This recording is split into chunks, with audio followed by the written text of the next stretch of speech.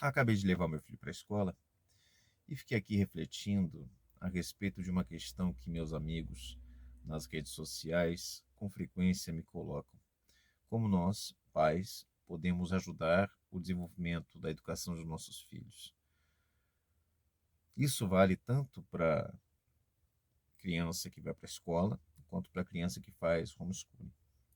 A educação se divide essencialmente em três dimensões: a dimensão da educação do corpo, a dimensão da educação das emoções e a dimensão da educação do intelecto. Vocês podem perceber que essa é uma divisão tanto quanto platônica.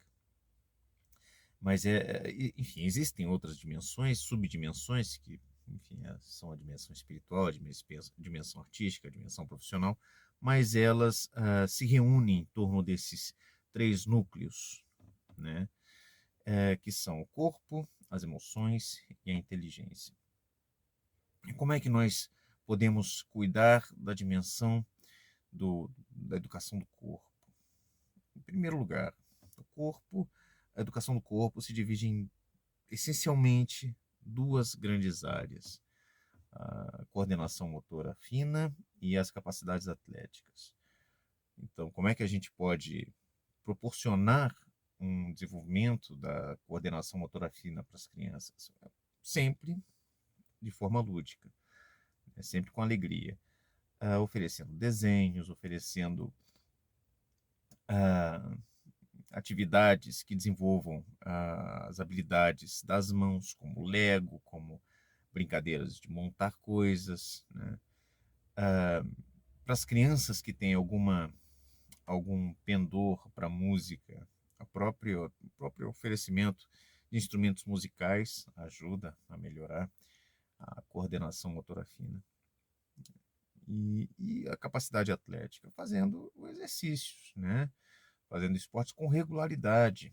Não adianta fazer 40 minutos de exercício 2 vezes por semana, como é nas aulas de educação física. É preciso levar as crianças a uma regularidade na prática esportiva, seja fazendo, enfim, futsal, seja fazendo balé, seja fazendo artes marciais, não importa, mas a criança precisa fazer regularmente essas atividades, que sejam 3 vezes por semana, no mínimo, né? Porque o desenvolvimento do corpo é extremamente importante. Aliás, sem um desses pés, né, dessa formação, sem um elemento desse tripé, que é o corpo, a emoção e a inteligência, a criança pode se prejudicar e certamente se prejudica. Então, esse é o primeiro aspecto. Você pode ajudar o seu filho oferecendo atividades que desenvolvam a coordenação motora fina, e você deve ajudá-lo. Se você não tem tempo para, por exemplo, fazer grandes caminhadas com ele ou fazer esportes com ele, você deve ajudá-lo colocando numa aula, né? Num curso, num grupo, que propicie ao seu filho ou à sua filha essa atividade física. O segundo aspecto da educação, a segunda dimensão da educação, que é a dimensão da educação da emoção, só pode ser realizada em casa quando temos um ambiente favorável, um ambiente emocionalmente saudável, né? Quando os pais conseguiram se educar emocionalmente também. Porque nenhuma criança vai conseguir encontrar um equilíbrio emocional numa casa em que os pais são desequilibrados, em que as pessoas gritam, em que as pessoas se agridem, seja fisicamente, seja emocionalmente, num ambiente em que há jogos emocionais, num ambiente em que há chantagens, em que há desconfiança. Enfim, é preciso que os pais eduquem-se emocionalmente para que os filhos possam, por meio do exemplo, ser educados. Até porque, se os pais não são emocionalmente saudáveis e querem exigir que os filhos sejam emocionalmente saudáveis, o que as crianças vão aprender? A ser saudáveis emocionalmente? Não. Vão aprender hipocrisia. Vamos aprender a ser hipócritas, né? Aprender a falar uma coisa e fazer outra, né? E no caso da emoção e da educação emocional, isso é muito forte, porque de fato aprendemos por meio do exemplo. Tá? E o que nós podemos, quais são os exercícios e quais são as virtudes centrais de uma educação emocional? Em primeiro lugar, a paciência. É preciso aprender a esperar os momentos, o momento de falar, o momento de comer, o momento enfim, de ficar com tédio. É preciso aguentar isso tudo, ter paciência. Né? Então, não ficar tentando encontrar ocasiões, por exemplo, para dispersão. Não. Ser paciente é saber esperar e aguentar. Né?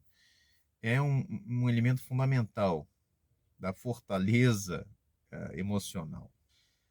Então, isso significa que nós devemos ser pacientes com tudo, aguentar tudo. Olha, devemos ser pacientes com muita coisa. Em casa, devemos ser pacientes com praticamente tudo. E ter tolerância com quase tudo. Né? E algo que é muito importante é jamais brigarmos quando estamos com sangue quente. Seja brigarmos com nosso companheiro ou nossa companheira, seja brigarmos com as crianças, principalmente.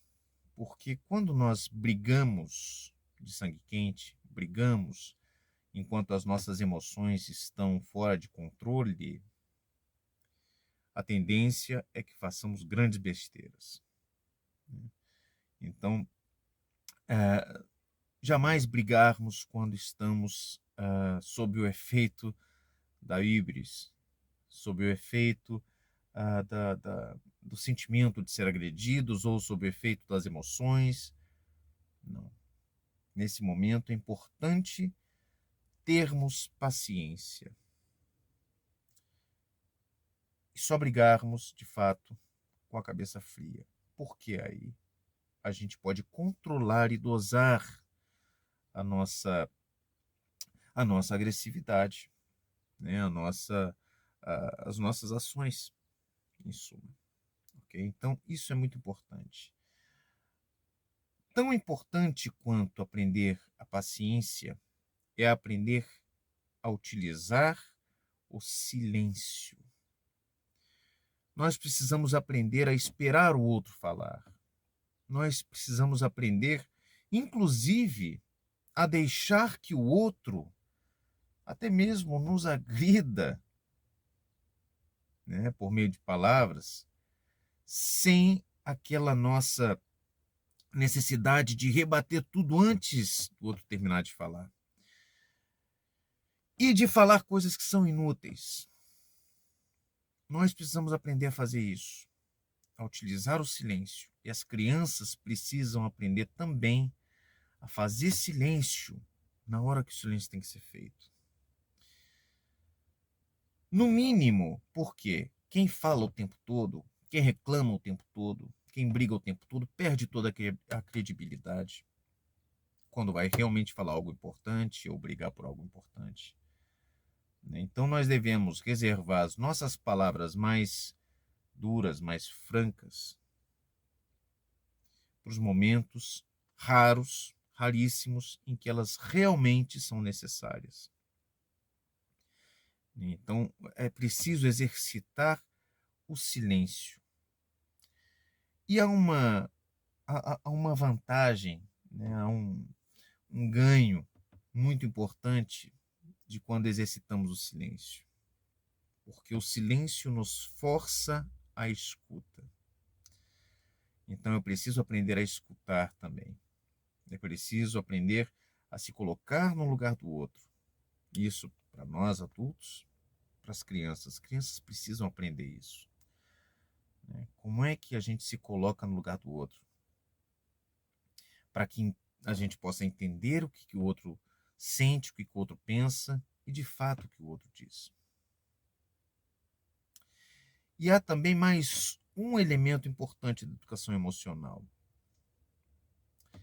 Parece que eu estou dizendo que é necessário que sejamos sempre cordatos, sempre pacíficos.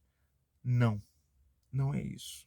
Em casa, sim, mas é preciso ensinar as crianças e ensinar a nós mesmos a necessidade de, às vezes, nos revoltarmos, de não aceitarmos a autoridade, venha de onde vier, quando essa autoridade nos exigir atitudes injustas, quando essa autoridade nos exigir atitudes que não correspondem ao aquilo que é correto. Nós devemos fazer o que é certo sempre, principalmente quando estamos diante de patrões, diante de autoridades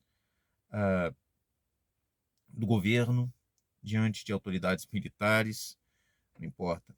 Nós devemos fazer o que é certo. Não devemos nos submeter somente pela obrigação de respeitar a autoridade. Ah, mas assim eu posso acabar sendo preso, eu posso acabar sendo morto. Há coisas que são mais importantes do que a liberdade do corpo, há coisas que são mais importantes do que a vida. Muito bem. Terceiro aspecto da educação é a educação intelectual. Como é que nós podemos estimular a educação intelectual dos nossos filhos? Como é que nós podemos estimular a inteligência propriamente dos nossos filhos? Primeiro, nós precisamos estimular a inteligência dos nossos filhos sem hipocrisia. Se nós queremos que os nossos filhos leiam, não adianta mandar o nosso filho, nossa filha ler e ficar na sala assistindo, sei lá, Faustão, seriado de Netflix, não sei o quê. Não adianta, porque eles vão fazer o que nós fazemos. E se nós estamos ali exigindo que eles leiam enquanto nós assistimos a um seriado, isso é incoerente e é hipócrita. Nós estaremos ensinando hipocrisia para os nossos filhos e nós não podemos fazer isso. Então é preciso que nós exercitemos em nós a nossa leitura, por exemplo, para que os nossos filhos se sintam motivados. Em casa, nós usamos de um artifício sujo. Nós combinamos com o nosso filho, João, tem 11 anos, a pequenininha tem 2 anos, não lê ainda. Mas nós combinamos com o João que ele ganha 5 euros a cada livro lido. Mas tem que ser um livro realmente, não pode ser um livrinho fininho, e não pode ser um livro de historinha infantil. Tem que ser um livro realmente, ou de literatura, ou um livro de história, ou um livro teórico. Tem que ser um livro realmente que passe pelo nosso crivo. E a cada livro que ele lê, ele ganha 5 euros. Ele acredita que está deixando a gente mais pobre com isso. Ele já ganhou, enfim, esse ano ele já ganhou, sei lá, 90 euros, 95 euros nessa brincadeira. Só neste ano. Então, ele lê. Agora, não é somente ler.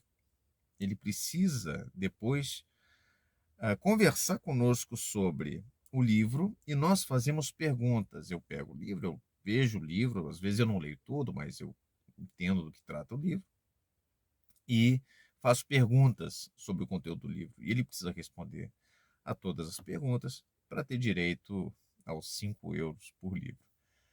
E é um truque sujo, mas pelo menos com a gente tem funcionado. O João lê muito. E ontem mesmo estávamos conversando sobre um livro que ele anda lendo, sobre as relações internacionais entre os Estados Unidos e a China. É um livro no qual o autor argumenta que em toda a história são raríssimos os casos de mudança nas relações entre os países, nas posições de domínio e de contestação entre os países que não causaram guerras. Então, o autor argumenta que estamos diante da possibilidade de uma guerra entre Estados Unidos e China. E estávamos conversando sobre isso ontem, né? E foi muito interessante. E o João ainda não terminou esse livro, tá a 3/4 do livro lido, 3/4 do livro lidos, e está quase a terminar, né? Mas a inteligência não se desenvolve somente por meio da leitura. A leitura é um elemento importante e indispensável para a aquisição da cultura, que é a matéria-prima da inteligência, né? Mas, além disso, é preciso sempre estimular a criança a conversar sobre o que ela anda pensando, sobre os problemas do mundo, sobre os problemas da família, sobre o que anda lendo, né? Então, é fundamental isso. É fundamental tratar a criança não como se fosse um incapaz. Deixar que ela se exponha, que ela coloque as suas opiniões, inclusive sobre as questões do mundo. Muitas vezes essas opiniões e posições da criança serão ingênuas. E aí vem o nosso papel. De forma socrática, mostrar os problemas que estão envolvidos nessas posições. Não ficar jamais satisfeito com a mera opinião. E a gente também não dá meras opiniões, tá? A opinião é o fim da inteligência. A opinião não vale nada. Opinião, quem tem muitas opiniões é profundamente ignorante a respeito daquilo que opina, né? Então, como dizia Sócrates, nós devemos abandonar o domínio da doxa, da opinião. Se nós não sabemos realmente com profundidade sobre um assunto, ou nós pensamos sobre esse assunto, nós questionamos, né, os conceitos que estão sendo usados para pensar sobre esse assunto, ou então nós dizemos que não sabemos do que se trata, né? Da opinião enfim, é o fim, né, é o fim da picada. E nós devemos ensinar isso às crianças também, a não opinar sobre qualquer coisa. Ou, se elas opinam, a gente faz um movimento socrático de questionar as bases dessa opinião. Tá? Isso desenvolve a inteligência. Essa é uma lição que já tem 2.500 anos. Um terceiro elemento do desenvolvimento da inteligência é o desenvolvimento da sensibilidade. É preciso exercitar essa sensibilidade. E a gente faz isso de algumas maneiras diferentes. Primeiro, levando a criança a ter experiências estéticas, por exemplo, da natureza. Levar a criança para as montanhas, apontar, indicar onde é que estão os elementos dignos de atenção na paisagem, as cores do céu, as linhas das montanhas, as diferenças das cores das montanhas mais próximas para as mais distantes, né? O modo e a direção com que as nuvens passam no céu, os cheiros do lugar, a textura das pedras, são maneiras de desenvolver a sensibilidade estética da criança. E a nossa também, né? Os sons, enfim, a temperatura das coisas, da água e nos lugares em que a gente vai aproveitar a natureza.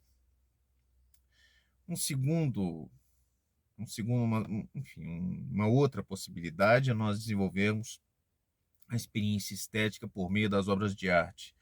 Mas nós devemos guiar as crianças na apreciação da arte, por exemplo, de um quadro, por exemplo, de uma escultura.